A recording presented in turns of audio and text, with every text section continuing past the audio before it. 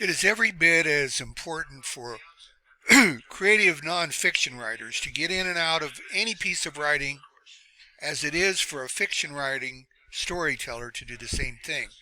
We cannot assume a captive audience. Fact is, we will never have one outside of the instructors who must read a student's work. We must win them over, and we got to do it really quickly. Without implying comparisons in character, of course, the writer, especially the creative one, is faced with the same problem any burglar has.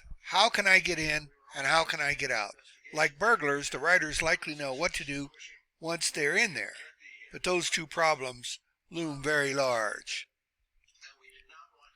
People are busy and editors are busy and also picky. If you don't get their interest with the first line of impact, they may never read the rest of what you write and what you have so diligently worked on and researched for.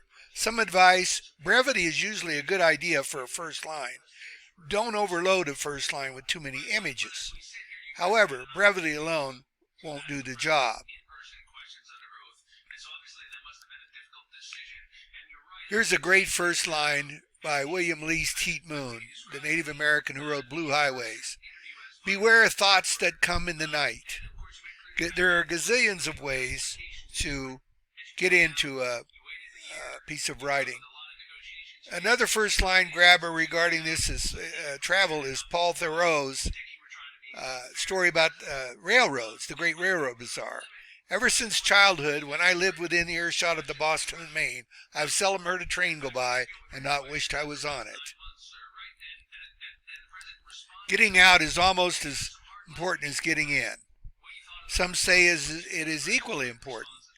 Just as we want, as if we're saying goodbye to somebody, we want a reflection from the readers.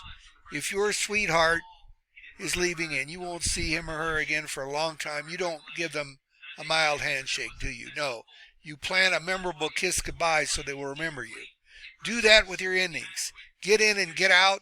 Learn those techniques. Edit with those things in mind, and your work will be much better.